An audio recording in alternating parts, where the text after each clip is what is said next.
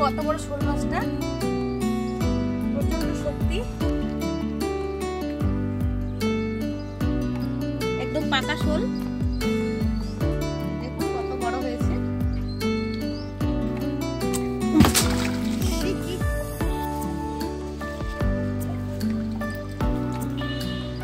নমস্কার বন্ধুরা, রাজকন্যা রান্নাঘরে আপনাদের সবাইকে স্বাগত। আজকে আমি আরেকটি শোল মাছের রেসিপি আপনাদের সঙ্গে শেয়ার করব। এর আগেও শোল মাছের রেসিপি আপনাদের সঙ্গে শেয়ার করেছি। এখন তো শীতকাল পড়ে গেছে, আর শীতকালে খাল বিল পুকুর সবই শুকিয়ে আসে, আর এই সময় কিন্তু অনেক বড় বড় শোল মাছ পাওয়া যায়। এই যে দেখুন, এই শোল মাছটাও কত বড়, একদম পাকা শোল মাছ। এই শোল মাছ দিয়ে আজকে আমি রেসিপি করব। আপনারা শুরু থেকে শেষ অবধি ভিডিওটি দেখতে থাকুন, আশা করি আপনাদের ভালো লাগবে। শোল মাছটা এখন আমি কেটে নেব। আমার মতো কথা দাও কেন ধরবে না?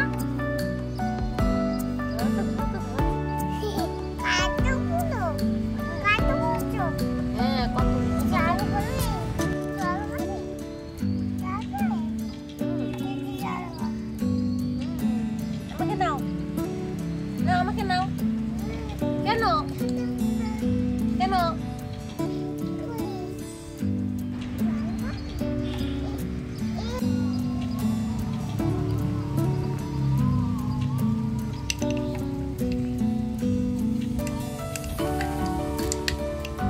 এখন মাছটা আমি কেটে নেব।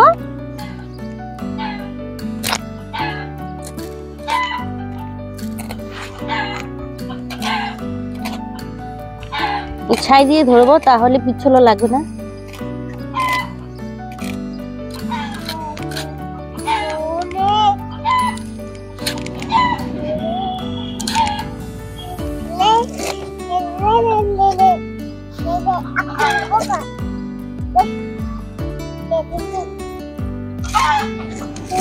আঁশগুলো এভাবে বটি দিয়ে তুলে নেব।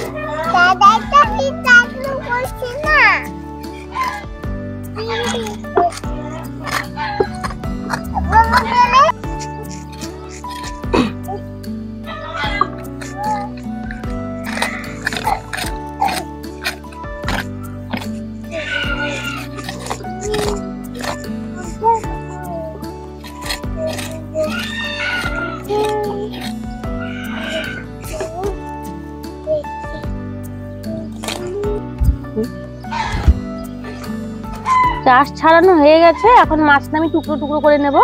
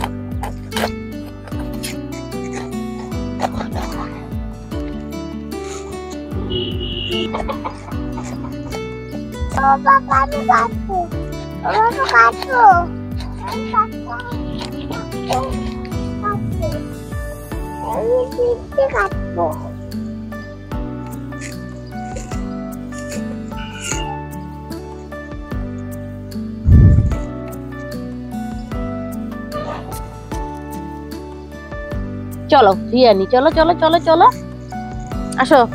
মাছগুলো ভালোভাবে ধুয়ে নিয়ে এসেছি, এখন আমি লবণ হলুদ মেখে নেব। দিয়ে দিচ্ছি পরিমাণ মতো লবণ।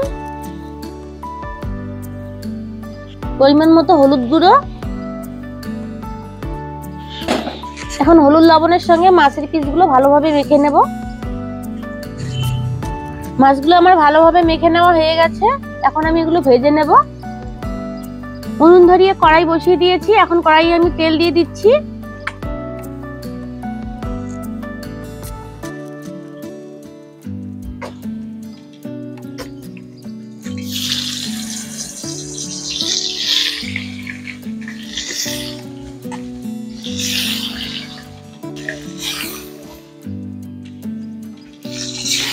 সব মাছ একবারে ভাজবো না, দুবারে ভেজে নেব।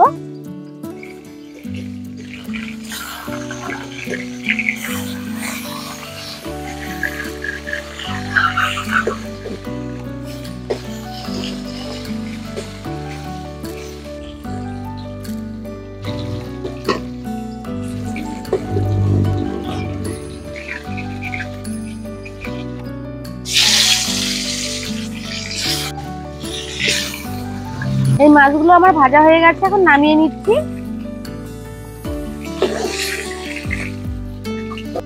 মাছ ভাজা তেলে ফোড়নের জন্য দিয়ে দিচ্ছি কালো জিরে।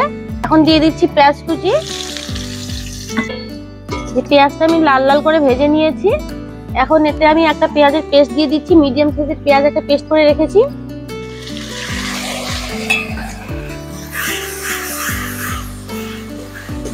আর এখন দিয়ে দিচ্ছি টমেটো পেস্ট।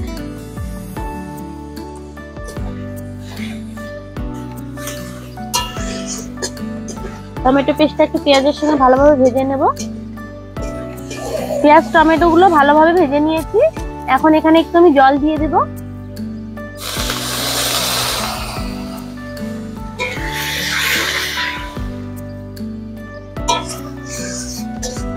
এখন এখানে কিছু গুঁড়ো মশলা আমি দিয়ে দেব।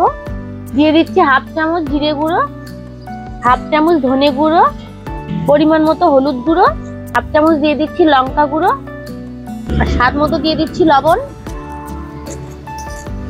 এখন সমস্ত মশলা আমি একসঙ্গে ভালোভাবে কষিয়ে নেব। মশলাগুলো ভালোভাবে কষিয়ে নিয়েছি। এখন আমি এতে জল দিয়ে দেব গ্রেভির জন্য।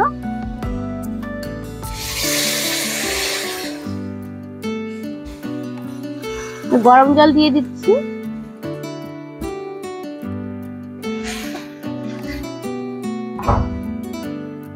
আমি এখানে কম পরিমাণে জল দিয়েছি। গ্রেভিটা মাখো মাখো করব। আপনারা যদি পাতলা খেতে চান তাহলে একটু জলের পরিমাণটা বেশি দিয়ে দেবেন।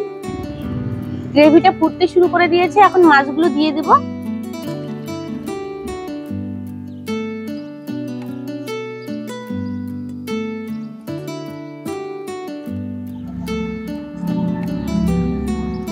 মাছগুলো এখন আমি 2-3 মিনিটের মতো ঢেকে রান্না করব। 2-3 মিনিটের মতো হয়ে গেছে। ঢাকনা সরিয়ে নেব।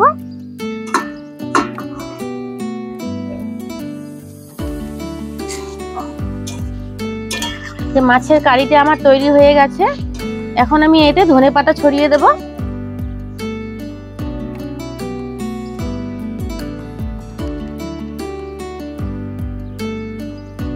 তো মাছের কারিটা আমার তৈরি হয়ে গেছে। এখন আমি নামিয়ে নেব।